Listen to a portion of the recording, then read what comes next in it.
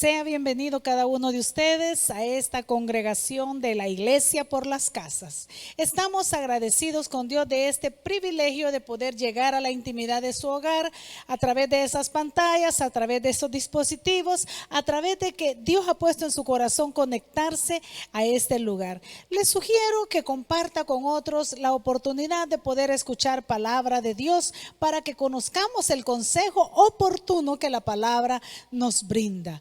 Todos queremos recibir bendiciones, todos queremos tenerlas, pero la pregunta es, ¿cómo hago para recibirlas? A esta hora quiero compartir con ustedes pasos para recibir la bendición. Ese es el tema de lo que queremos hablar, los pasos para recibir la bendición, y para ello vamos a leer lo que dice la palabra de Dios en Zacarías capítulo 8, versículo 14, al 17. Si no lo tiene, pues anótelo y luego lo lee, y lo tiene ahí en pantalla. Y dice: porque así ha dicho Jehová de los ejércitos: como pensé haceros mal cuando vuestros padres me provocaron a ira, dice Jehová de los ejércitos, y no me arrepentí. Así al contrario he pensado hacer bien a Jerusalén y a la casa de Judá en estos días. No temáis. Estas son las cosas que habéis de hacer, dice el Señor. Hablad verdad cada cual con su prójimo, juzgad según la verdad y lo conducente a la paz en vuestras puertas. Y ninguno de vosotros piense mal en su corazón contra su prójimo, ni améis el juramento falso, porque todas estas son cosas que aborrezco, dice Jehová. Ahí mantenga su Biblia, vamos a hablar acerca de esto. Primero déjenme contarle quién era Zacarías. Zacarías, el nombre Zacarías, no sé si alguien se llama Zacarías o usted conoce, el nombre Zacarías dice de quien Jehová tiene memoria. Eso significa de que Jehová tiene memoria.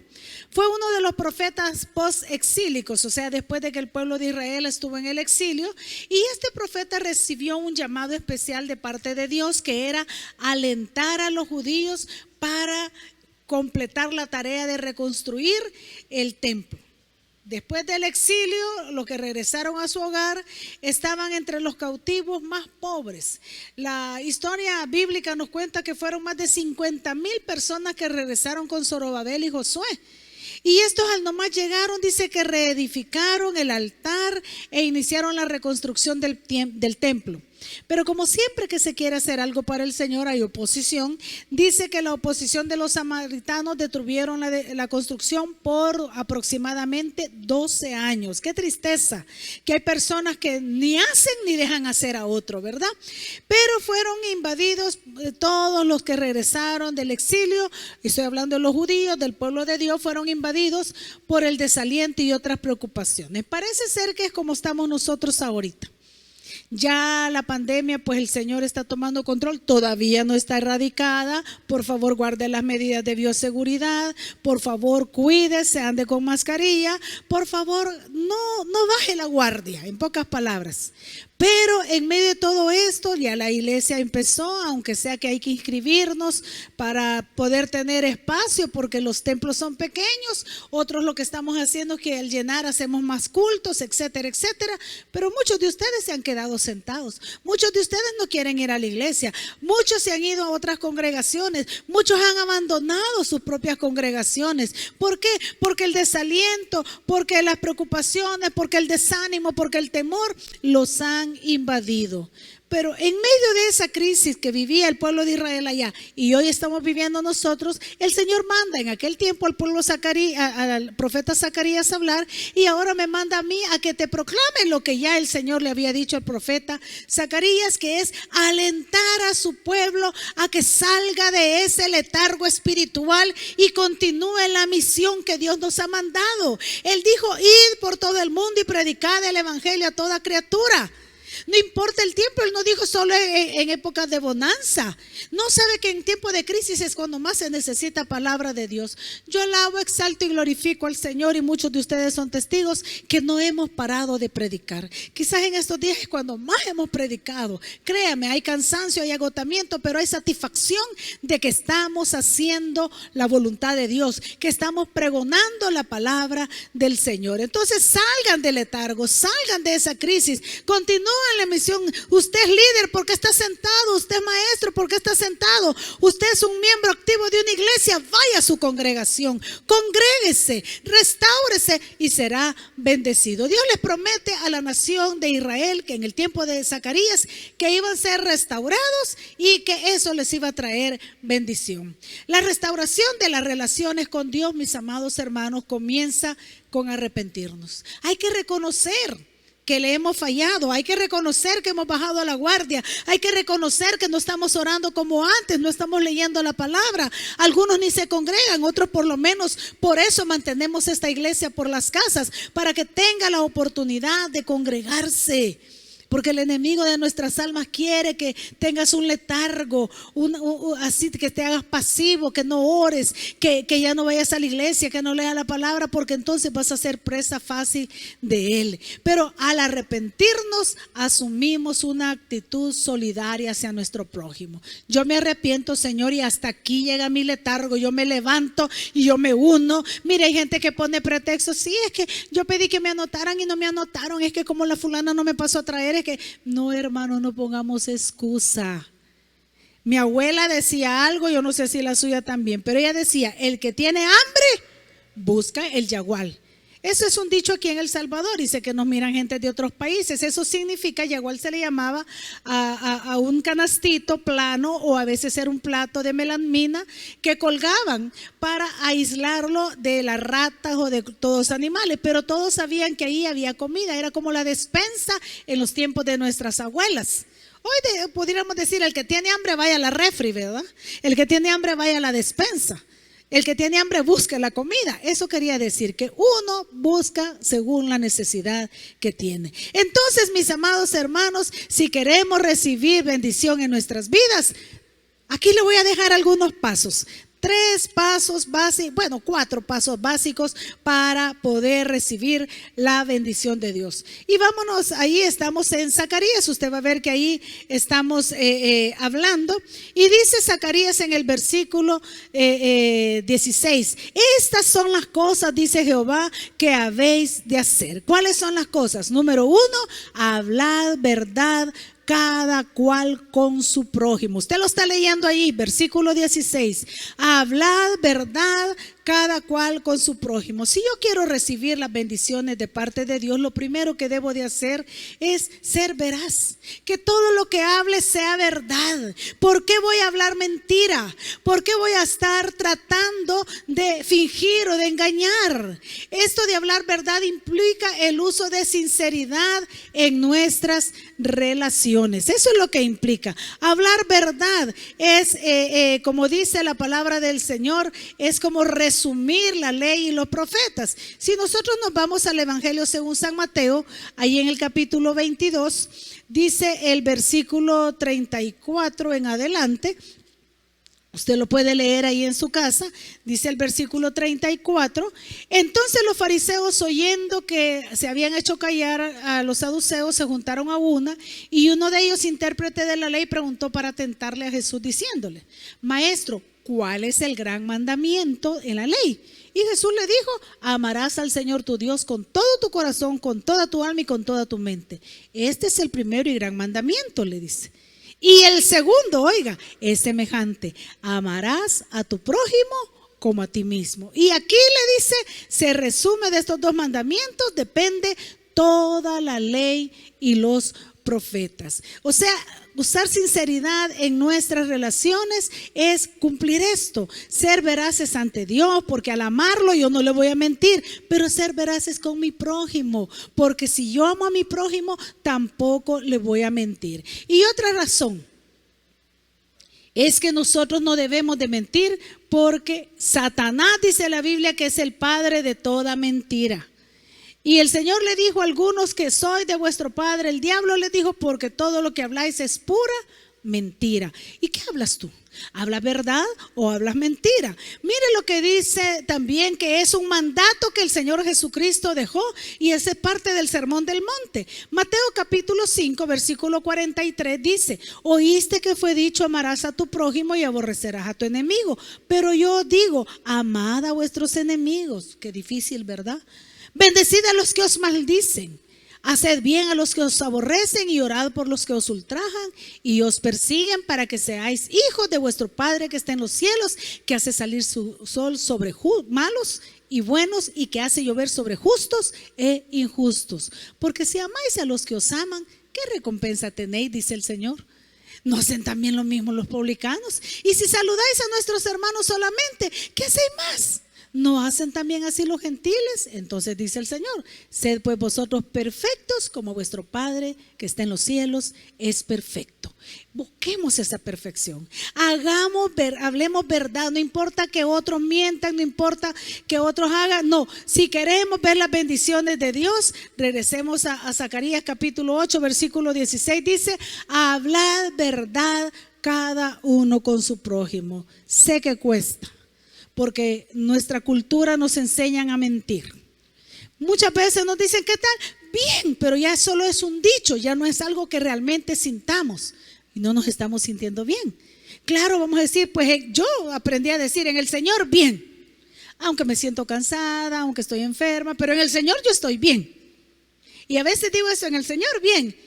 Y usted en lo demás, en su salud, pues ahí estoy un poquito quebrantadita, pero vamos caminando. Porque tampoco vamos a decir: ay, aquí pasándola aquí. No. Pero hermano, hablemos la verdad sobre todas las cosas. No es cierto que desde chiquitos a veces los papás, cuando llegaba el cobrador o cuando llegaba la persona que no querían recibir, nos decía: díganle que no estoy. O tal vez una llamada telefónica. Hoy ya casi no se usan los teléfonos de casa, ¿verdad? Y uno salía corriendo a querer contestar el teléfono donde oía el timbrazo, ¿verdad? ¿Cuántos recuerdan eso? Pero mire, cuando íbamos nos decía: si es para mí, no estoy.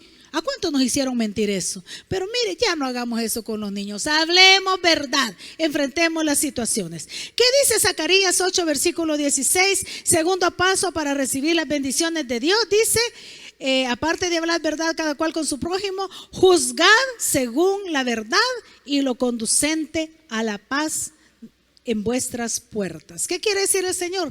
Que juzguemos, así como nos llama a hablar la verdad, juzguemos según la verdad. Esa palabra juzgar era un término legal que describe todo un proceso judicial de decidir, que un juez decide entre si es un acusado inocente o culpable. Claro, para eso hay investigaciones, hay testimonios, comienza todo un proceso, eso es tremendo. Pero también designa el veredicto a que se llega después de una investigación. En Mateo 7:2, el Señor Jesucristo va más allá, y ahí el Señor Jesucristo prohíbe el intento de encontrar faltas en los demás. Entonces, cuando está hablando ahí de juzgar según la verdad, tenemos que aplicar estas cosas. Dice el versículo 2 de Mateo 7. El 1, no juzguéis, dice, para que no seáis juzgados. Entonces, hermana Caro, no, es que oiga lo que va a decir el Señor. A veces somos buenos para señalar el error de otro, pero lo que nos está mandando Zacarías es que juzguemos según la verdad. O sea, no le crea a la gente, créale a la verdad, pues, porque no todos estamos hablando la verdad. Jesús dijo que no juzguemos para no ser juzgados, y se refería. Y dice: ¿por qué con el juicio con que juzgáis, dice el Señor, seréis juzgados? Y con la medida con que medís, hoy serán medidos. Y ahí ya nos dolió, ¿verdad? Porque nos gusta señalar el error, pero no nos gusta que nos lo señalen. Y aquí lo pone el Señor en perspectiva, versículo 3, y dice: ¿por qué miras la paja que está en el ojo de tu hermano y no echas de ver la gran viga que está en vuestro propio ojo? ¿Verdad que eso hacemos? Andamos juzgando, pero no según la verdad, sino que juzgamos y a veces tratamos de cubrir nuestras faltas señalando el error de otros. Eso es lo que no debemos de hacer, pero sí debemos de juzgar lo que el Señor nos dice. Incluso el apóstol Pablo va más allá. En 1 Corintios 6:7 dice que no entablemos demandas legales contra nuestros hermanos en la fe. Si tú quieres recibir la bendición de Dios, ¿por qué vas a ir ante los juzgados? a demandar al hermano que vas a la misma congregación o él va a otra y tú a otra, pero el perrito va a hacer sus necesidades en tu patio y ya te cansaste y entonces sí que mejor te voy a acusar al juzgado porque parqueó el carro ahí o porque las hojas del palo de aguacate te caen ahí, pero no dice nada cuando le cortas los aguacates o los mangos. Entonces, hermano, el juzgar según la verdad, lo que el Señor quiere decir, que nosotros veamos las cosas siempre con la verdad, no solo que la hablemos, sino que la veamos siempre con la verdad. Regresamos a Zacarías 8 y dice también que lo demás que el Señor ha dicho, y no penséis mal, dice, en vuestros corazones. Dice que, versículo 17, y ninguno de vosotros piense mal en su corazón contra su prójimo, ni améis, dice, el juramento falso, porque todas estas son cosas que aborrezco, dice Jehová. Si yo quiero tener la bendición de Dios en mi vida, el primer paso, hablar verdad. Segundo paso, juzgar las cosas según la verdad. Pero tercero, no debo de pensar mal en mi corazón, porque a veces nosotros vemos las cosas y las juzgamos. Vemos a una señorita con un joven allá platicando y nosotros no pensamos que se están saludando, no, que ya son novios. Estos salen, estos a saber para dónde están planeando irse. Hermanos, juzgamos tan mal. Mire, y los pensamientos, ¿qué son los pensamientos? Los razonamientos interiores. El Señor dice, no pensemos mal en nuestros corazones. Los pensamientos son inquietudes internas del ser humano. Y sabe que el único que sabe leer los pensamientos es el Señor. El Salmo 94:11 dice, Jehová, dice, conoce los pensamientos de los hombres. Dios conoce lo que pensamos. Por eso nos dice, y dice el versículo que los pensamientos son vanidad, dice el Salmo 94:11. Entonces el Señor nos dice, no pensemos mal en nuestro corazón, porque a veces juzgamos por todo lo malo que andamos dentro. A veces juzgamos a las personas porque alguien nos habló en mal de ella. No juzguemos, no pensemos mal en nuestro corazón, porque Jehová conoce los pensamientos. Mejor hagamos bien, dice Proverbios 16:3, encomienda a Jehová tus obras, dice, y tus pensamientos serán reafirmados. Quien puede afirmar mis pensamientos es el Señor. Y también dice el Salmo 27:3 que reflejamos nuestros pensamientos en la conducta que llevamos. Fíjese que el salmista decía, aunque un ejército acampe contra mí, no temerá mi corazón. Aunque contra mí se levante guerra, yo estaré confiado. ¿Por qué? Porque él tenía en su corazón que Dios era el que le protegía, en él estaba confiado. Pero cuando vino la guerra no corrió, sino que confió en que Dios estaba ahí y se quedó. Aunque un ejército acampe contra mí, dice. ¿Por qué? Porque según lo que pensamos, accionamos, hermano. Por eso deje de andar pensando en mal de los demás. Juzguemos según la verdad y pensemos bien en nuestro corazón. Y Proverbios 12:5 nos dice que nuestros pensamientos deben de ser rectos. Si usted va a la palabra, y quizás se lo voy a leer porque ya que comenzamos vamos a terminar bien. Proverbios capítulo 12, en el versículo 5 dice, los pensamientos de los justos son rectitud. Qué bonito eso.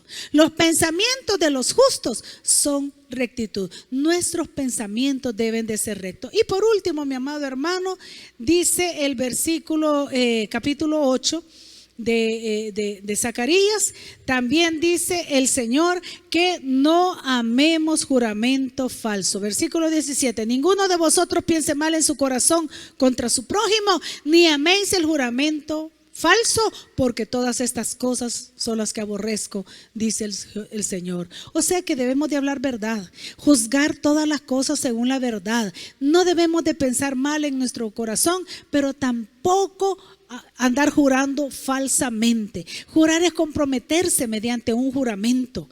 Jurar es comprometerse totalmente a cumplir algo. Y mire, hay que quítate el pelo, que hacete esto, que apostamos. Deje de andar haciendo estas cosas. ¿Por qué? Porque Jesús nos amonesta a no jurar. Dice Mateo 5:34, no juréis en vuestros corazones, ni por el cielo, dice, ni por la tierra. En Santiago capítulo 5:12 lo repite el Espíritu Santo y dice a través de Santiago: no juréis ni por el cielo, ni por la tierra, ni por ningún otro juramento, sino que vuestro sí sea sí, vuestro no sea no, para que no caigáis en condenación. No andemos jurando.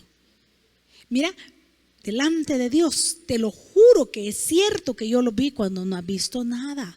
Eso aleja las bendiciones de Dios. El deseo de Dios, mis amados hermanos, es bendecirnos, pero nosotros debemos de anhelar, de querer esas bendiciones, y para eso demos estos pasos que hoy los dejo. Hablemos verdad, juzguemos según la verdad, no pensemos mal en nuestro corazón y no amemos andar jurando.